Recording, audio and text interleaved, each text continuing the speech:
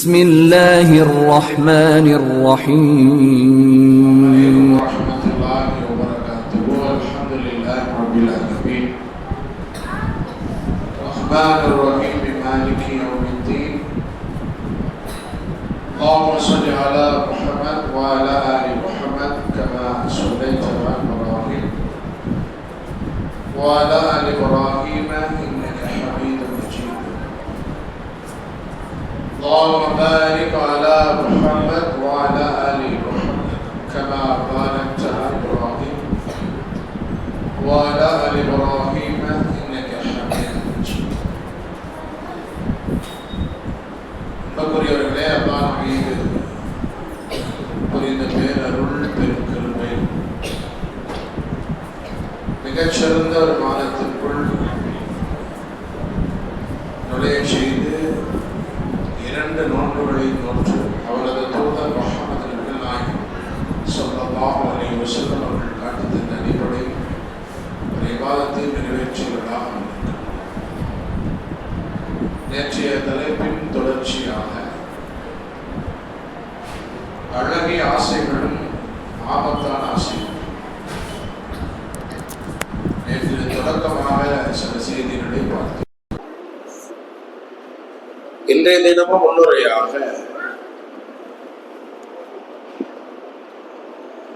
நாம போகும்போது எதுவுமே சாப்பிட்டுருக்க மாட்டோம், பசிக்கும், அதனால கொடுத்துருக்கேன்.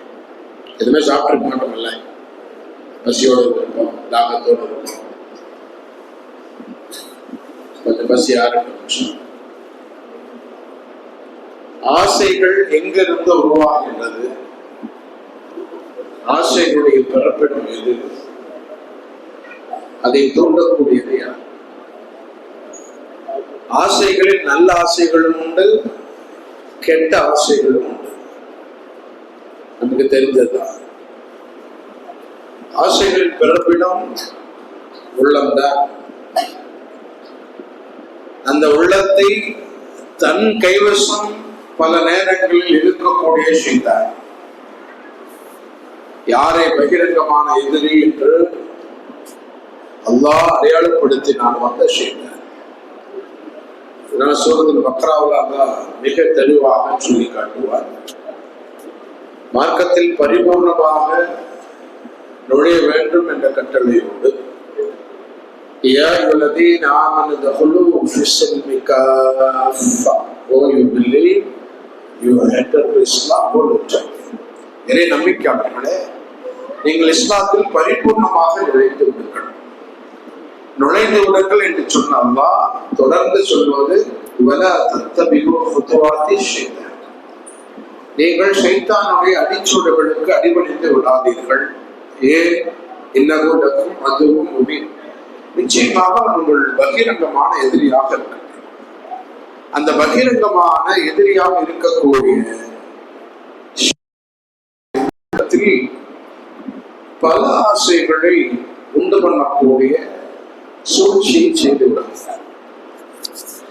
அந்த ஆசைகள் அதிகமாக பல தவறுகளை செய்யக்கூடிய மக்களாகவும் நாம் மாறிவிடுகிறோம். இந்த அடிப்படையில் நல்ல ஆசைகள் அதிகமாக செய்யக்கூடிய மனிதன் நன்மையின் பக்கம் விரையக்கூடியவனாக, சொர்க்கத்தின் பக்கம் செல்லக்கூடியவன். தீய ஆசைகளின் பக்கமே தனது உள்ளத்தை செலுத்தி அந்த பாதையிலேயே பயணிக்கக்கூடியவன் அதிகமான பாவங்களை செய்து நரகத்துக்குரியவனாக மாறுகிறார். இதனால அல்லாஹ் 12வது அத்தியாயத்துல 53வது வசனம் 12வது அத்தியாயத்துல 53வது வசனத்தில் தெளிவாக சொல்லுவார். என்ன நப்ஸ லஅம்மாரத்துன் பிஸ்ஸூ இல்லா மா ரஹிம ரப்பி. நிச்சயமாக மனித மனம் தீமைகளை அதிகமாக தூண்டக்கூடிய பொருளாக இருக்கின்றது, அல்லாஹ் அருள் புரிந்தாலே தவிர. யாருக்கு அல்லாஹ் அருள் புரிந்தானோ அவருடைய உள்ளம் அதிகம் தீமையை நோக்கி அலைபாயாது. அல்லாஹ் அருள் புரியாத மக்களுடைய மனம் உள்ளம் என்ன தீமைகளை நோக்கி அதிகம் பயணிக்கக்கூடியவராக இருக்கும். அதே போல அல்லாஹ் சொல்லினான் 83வது அத்தியாயத்துடைய 14வது வசனம், கல்லா பல் ரான அலா குலூபிஹிம் மா கானூ யக்ஸிபூன். இந்த மனிதன் செய்கின்ற தீமைகளின் காரணமாக அவனது உள்ளம் அழுக்கடைந்த துருப்பிடிச்ச ஒரு பொருளாக மாறிவிட்டது. இந்த உள்ளத்தில்தான் எத்தனையோ அல்லாஹ் பாதுகாத்தவர்களை தவிர என்று சொல்ல காரணம் இல்லை. நாம் நேற்று தினம் ஆரம்பத்திலேயே பட்டியல் போட்டோம். என்னென்ன உணர்ச்சிகள், என்னென்ன உணர்வுகள், என்னென்ன பண்புகள், குணங்கள் எல்லாம் இந்த உள்ளத்தில் தான். அன்பு, பண்பு, பாசம், நேசம், இரக்கம், கருணை, மன்னிப்பு, அத்தோடு ஆசை, காதல், காமம், கோபம், பகைமை, வெறுப்பு, இச்சை எல்லாம். இந்த உள்ளத்தை அல்லாஹ்வுடைய அச்சத்தோடு இறை நினைவு கழிந்து பாதுகாத்திருந்த நல்ல ஆசைகள் அதிகமாக உருவாகும். அல்லாஹ்வுடைய பாதையில் பயன்படுத்தாமல் ஷைத்தானுடைய இச்சைக்கு தகுந்தவாறு, தூண்டுதலுக்கு தாழ்ந்தவாறு இந்த உள்ளத்தை திணிய விட்டார். இன்றைக்கு மனித சமூகம் மிக மோசமான கலாச்சார சீரழிவின் பக்கம் சிக்கிக் கொண்டிருப்பது இந்த ஆசைகள் மூலமாக. இன்றைக்கு இந்த மனித சமூகம் மிக மோசமான கலாச்சார சீரழிவின் பக்கம் சிக்கிக் கொண்டிருப்பது இந்த ஆசைகள் தான். நிறைய வேறு வேறு பட்டியல். பொருளாதாரத்தின் மீதான ஆசை, உலக இன்பங்களின் மீதான ஆசை, பெண்ணின் மீதான ஆசை, மண்ணின் மீதான ஆசை என்று நிறைய ஆசை. அந்த ஆசைகள் அது அசிங்கங்களாக இருந்தாலும் செய்து போகின்றார், அருவருப்பாக இருந்தாலும் செய்து போகின்றார், ஆபத்தாக இருந்தாலும் செய்து போகின்றார். அப்படியான ஆசை, நிறைய ஆசைகளை பற்றி எந்த அளவுக்கு மோசம். ஒரு பெண்ணின் மீதான ஆசை, ஒரு உலக இன்பங்கள் மீதான ஆசை, பொருளாதாரத்தின் மீதான ஆசை, இதெல்லாம் ஒரு பட்டியல் வைத்தார்கள். மிக மோசமான அருவருப்பான ஆசைகள் கொண்ட மனிதன் கூட நம்மோட இந்த பூமியில் தான் வாழ்கின்றான் என்பதை பார்க்கின்ற பொழுது மிக சும்மா. எந்த வகையிலும் நம்மை சார்ந்தவர்களோ, நாமோ, நம் பிள்ளைகளோ, நமது நண்பர்களோ அப்படியான ஒரு ஆசைகளோடு இந்த பூமியில் அவர்கள் திரிந்து விடக்கூடாது. இப்படியான ஆசை மிக மோசமான எதிர்மறையான ஆசை. ஒரு ஆணின் மீது இச்சை கொள்வது, ஒரு பெண்ணின் மீது இச்சை. ஆசையிலும் அல்லாஹ் ஒரு அனுமதியை வச்சிருக்கான். நீ ஆசைப்பட வேண்டும் தான், அந்த அனுமதி வரணும். எல்லை என்ன அல்லாஹ் தெளிவாக கொண்டு. ஒரு ஆணின் மீது ஆசை கொள்ளக்கூடிய பாதுகாக்க வேண்டும். ஒரு பெண்ணின் மீது இச்சை கொள்ளக்கூடிய, ஆசை கொள்ளக்கூடிய, இதையாவது ஒரு வகை வைக்க முடியாதுதான். மிக மோசமான ஒன்றுதான். அதை விட ஒரு அருவருப்பான பீஸ்டியாலிட்டி என்று சொல்லக்கூடிய மிருகங்களை புணரக்கூடிய, மிருகங்கள் மீது இச்சை கொள்ளக்கூடிய, மிருகங்கள் மீது ஆசை கொண்டு மிருகங்களை உறவு கொள்ளக்கூடிய ஒரு மனசு வாழ்றாங்க. நம்மள இப்படிலாம் இருப்பாங்களான்னு கற்பனை எல்லாம் செய்யக்கூடாது. உலகத்தில் உண்டு. இந்த ஆசையுடைய பட்டியல போடுறோம். அதை சொல்லுங்க. அவ்வளவு மோசமான பீஸ்டியாலிட்டி என்று சொல்லக்கூடிய, நேரடியாக மிருகங்களை உறவு கொள்ளக்கூடிய மனித மிருகங்கள்னு சொன்னாங்க.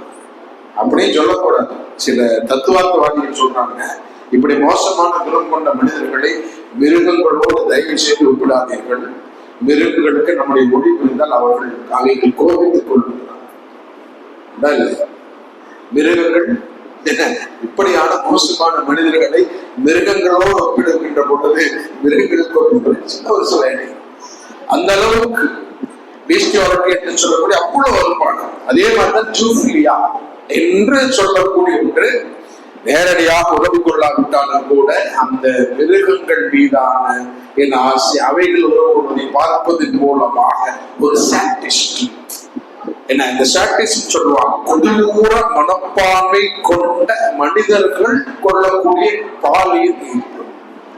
நல்லா பாதுகாப்பு. அந்த அடிப்படையில் மாணவர்கள் மிக மோசமான மனிதர்கள் வாழக்கூடிய இந்த பூமியில் தான் நாம் வாழ்ந்து கொண்டிருக்கின்றோம். அப்படியாக அந்த ஆசைகள் எழக்கூடிய நேரம், அதாவது ஒரு புகழும் அசிங்கங்களும் ஆபத்தான ஆசைகள் எழக்கூடிய நேரம் இறையச்சம் தான் நமக்கு பாதுகாப்பு. அல்லாஹ் சூரத்துல் ஆராஃப் 7வது அத்தியாயத்தோட 201வது வசனம். அல்லாஹ்வை பயப்படக்கூடிய மக்களுடைய அடையாளத்தை அல்லாஹ் சொல்லுகிறார். எப்படி சொல்லுகின்றார்? அல்லாஹ் சொல்லுகின்றார் 7வது அத்தியாயத்தில் 201வது வசனம். அல்லாஹ்வை பயப்படக்கூடியவர்கள் யார் தெரியுமா? இன்னல்லதீன தக்கவு இதா மஸ்ஸஹும் தாயிஃபுன் மினஷ் ஷைத்தானி ததக்கரு ஃபைதாஹும் முஷ்ரிகூன். நிச்சயமாக இறையச்சமுடையவர்கள் யார் என்றால், ஷைத்தானுடைய ஊசலாட்டம் அவர்களை சமீபிக்கின்ற பொழுது சற்றென்று சுதாரித்துக் கொள்வார்கள், விழிப்படைந்து கொள்வார்கள் என்று அல்லாஹ் சொல்கிறார். இந்த பக்குவத்தை தான் ரமலான் நமக்கு தரும். அல்லாஹ் என்ன சொல்றான்? என்ன இன்னல்லதீன தக்கவு இதா மஸ்ஸஹும் தாயிஃபுன் மினஷ் ஷைத்தானி ததக்கரு ஃபைதாஹும் முஷ்ரிகூன். அல்லாஹ்வை பயப்படக்கூடிய அடையாளத்தை சொல்கிறான். ஷைத்தானுடைய ஊசலாட்டம் சமீபிக்கின்ற பொழுது சற்றென்று சுதாரித்துக் கொள்வார்கள், வெளிப்படைத்துக் கொள்வார்கள். யாரை போல? நிறைய உதாரணங்கள் உண்டு. யூசுப் அலைஹிஸ்ஸலாம் அவர்கள் தங்களை தற்காத்துக் கொண்டதை போல. சூரா யூசுப் பெரிய வரலாறு, நாம் படிக்க வேண்டிய வரலாறு. அதுல நிறைய செய்திகள். யூசுப் அலைஹிஸ்ஸலாம் அவர்கள் சிறு வயதிலேயே சகோதரர்கள் தந்தையிடமிருந்து மீட்டுக் கொண்டு போனது, என்ன பொய் சொன்னது, கிணற்றிலே என்ன தள்ளி விட்டது, வேறொரு பயண கூட்டம் அவரை எடுத்துக்கொண்டு சென்றது, அவரை வளர்த்த இடத்தில் இருந்த ஒரு பெண் அவர் மீது ஆசை கொண்டது. இந்த வரலாறு நமக்கு தெரியும். அப்படியா அந்த பெண் ஆசை கொண்ட பொழுது நிறைய முயற்சி சொல்றோம். எதுவுமே பலனளிக்காத பொழுது கடைசியாக அவள் தொடுத்த அஸ்திரம், நீ எனது ஆசைக்கு இணங்க மறுத்தால், எனது இச்சைக்கு கட்டுப்பட மறுத்தால், எனது ஆசைக்கு நீ உடன்பட மறுத்தால் நான் உன்னை சிறையிலே தள்ளுவேன். இப்படியான ஒரு பயமுறுத்தல். இன்னைக்கு அப்படித்தானே. இன்றைக்கும் பல அரசியல்வாதிகள் அவரோடு எதிர்த்து நின்று கடைசியில் ஆண்டெல்லாம் பேசிய கூட போய் சரணடைஞ்ச பயம் விரட்டல். என்னோட நீ சேரலன்னா அவன் அவ்வளவுதான், சிறையில கண்டது, வழக்கு இதை தொடுப்பது, இன்ன பிற சிறையில் தள்ளுவேன் என்று ஒரு அஸ்திரத்தை, கடைசி அஸ்திரத்தை அந்த பெண் பிரயோகித்த பொழுது யூசுப் அலைஹிஸ்ஸலாம் அவர்கள் சொன்ன வார்த்தை இதுதான். ஒரு நம்பிக்கையாளனுக்கு மிக சேஃப்டி வேர்டு, ஒரு பாதுகாப்பான வார்த்தை. இறையச்சத்தின் பின்னணியில் இருந்து அல்லாஹ்வை பயப்படக்கூடிய மக்களாக நாமும் நின்று அப்படியான என்ன எல்லா நிலையிலும் ஷைத்தான் யூசுலாட்டம் வருகின்ற பொழுது நாம் நம்மை தற்காத்துக் கொள்ளணும். இப்ப ஜெயில தள்ளுவேன்னு சொன்னாங்க. 12வது அத்தியாயத்தினுடைய 33வது வசனத்தில் யூசுப் அலைஹிஸ்ஸலாம் அவர்கள் சொல்லக்கூடிய வார்த்தை தான், கால ரப்பி சிஜ்னு அஹப்பு இலைய மிம்மா யதுஊனனி இலைஹி. யாரெல்லாம் எந்த நாணுக்கேடான காரியத்தை செய்ய வேண்டும் என்று இவர்கள் என்னை நிர்பந்திக்கின்றார்களோ அந்த நாணுக்கேடான காரியத்தை விட சிறைச்சாலைகளுக்கு மேலானது. ஜெயிலா தான் பரவாயில்லை, அந்த தப்பை நான் சொல்ல மாட்டேன். சிறைச்சாலையில் தள்ளினாலும் பரவாயில்ல, அந்த ஒரு அசிங்கமான காரியத்தை நான் செய்ய மாட்டேன் என்று துணிந்து நிற்கக்கூடிய நிலை எப்பொழுது உருவாகும்? எல்லா நிலையிலும் அல்லாஹ்வை பயப்படக்கூடிய மனிதர்களாக நாம் மாறினால் மட்டும்தான் உருவாகும். அப்படி எல்லா நிலையிலும் அல்லாஹ்வை பயப்படக்கூடிய மனிதர்களாக மாறுவதற்குண்டான ஒரு பயிற்சி கடமாகத்தான் மீண்டும் அல்லாஹ் இந்த ரமலானை நமக்கு அனுப்பி இருக்கின்றான் என்றால் தயாரானா? நமது மனதை கட்டுப்படுத்த தயாரா? எந்த இடத்துல யாரும் பார்க்காத தன்னந்தனியனாக நான் இருக்கக்கூடிய நிலையிலும் அல்லாஹ்வை பயந்து என் பார்வையை, என் மனோ இச்சையை, என் மர்ம உறுப்பை, பலவிதமான தூண்டுதல் இருக்கக்கூடிய மோசமான சிந்தனையிலும் நான் என்னை பாதுகாக்கக்கூடியவனாக இருந்தால் அதான் பாதுகாத்து. யதார்த்தம் என்ன தெரியுமா? யதார்த்தம் என்ன தெரியுமா? பல நேரங்களில் தவறளிக்கக்கூடியவர்கள் தான். தனிமை என்று வந்து விட்டால் எல்லா விதமான மோசமான சிந்தனை சூழ்நிலைக்கு விழக்கூடிய மனிதர்களாக இருக்கிறார். எப்படி என்று சொன்னால், வாய்ப்பும் சூழலும் அமைகின்ற வரைதான் நாம் யோக்கியர்கள். சந்தர்ப்பங்களும் வாய்ப்பும் சூழலும் அமைகின்ற பொழுதுதான் நாம் யோக்கியர்கள்.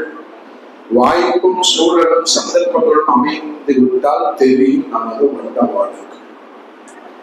அந்த அடிப்படையில் பார்க்கிறேன், இறைச்சத்தோடு ஹலாலை கூட தொட மறுத்தனர். பயங்கரமான தாகம். வெளியில போயிட்டு வந்தேன், வீட்டுல யாருமே இல்லை, தான் பானையில் குளிர்ந்தனே, எடுத்து குடிச்சா யாருக்கும் தெரியாது. ஆனால் நான் குடிக்கவில்லையே. ஏன்? நான் நோன்பாளி. அந்த நோன்பு என்ற கேடையும் என்னை பக்குவப்படுத்தியது, என்னை பாதுகாத்தது. அல்லாஹ்வுடைய அச்சத்தின் மூலமாக அந்த தண்ணீரை எடுத்து குடிக்க என்னை தடுத்தது. ஹலால். தண்ணீர் ஹலாலா ஹராமா? தண்ணீர் ஹலால். அந்த ஹலாலையே தொட மறுத்தது. பயங்கரமான பசு. 2 மணி நேரம் தாக்கு பிடிக்கவே முடியாது. கொடுமையான பசு. வீட்டுல இருக்கு, சுட்டு வைத்த அத்தனை பதார்த்தங்களும் எடுத்து சாப்பிட்டா யாரும் பார்க்க போறதே இல்லை. என் பசி யாரும் தான் என் பட்டினி தீர்ந்தார். நான் எடுத்து சாப்பிடவில்லை. நான் நோன்பு வைத்திருக்கின்றேன். அல்லாஹ்வுக்காக நான் என்னை கட்டுப்படுத்திக் கொள்வேன் என்று சொன்ன அந்த ஹலாலான உணவியை தொட மறுத்தனர். சற்றென்று கிளம்பியிற்று. ஏதோ சைத்தான உஷ்ணத்தின் காரணமாக மதிய நேரத்திலே என் உடலில் ஏற்பட்ட மாற்றம், என் உறுப்புகளை தூண்டக்கூடிய உச்சி சற்றென்று உருவானதான். அருகிலேயே எனக்கு அனுமதிக்கப்பட்ட எனக்கான பெண், எனக்காகவே அனுமதிக்கப்பட்டவன், எனக்கு ஹலாலானவள் இருந்த கூட அந்த இச்சை கட்டுப்படுத்திக் கொண்டவனாக சற்றென்று விலகி நிற்க என்னால் முடிந்தது என்ன? ஒரு ஹலாலையே தடுத்து நிறுத்தக்கூடிய பக்குவத்தை பெற்ற ஏன் மற்ற 14 மாதங்களில் ஒரு ஹராமின் பக்கம் திரும்பாமல் என்னால் கட்டுப்படுத்திக் கொள்ள முடியாது என்ற கேள்வியை நமக்குள் கேட்டுக்கொண்டவர்களாக இந்த மாதத்தை நாம் பயன்படுத்த வேண்டும். எப்படி நண்பானவர்களே, நாம் நேற்று உரையில் சொன்னதை கூட நிறைய மனிதர்கள் மண்ணுக்குள் புதைந்து போய்விட்டார்கள்.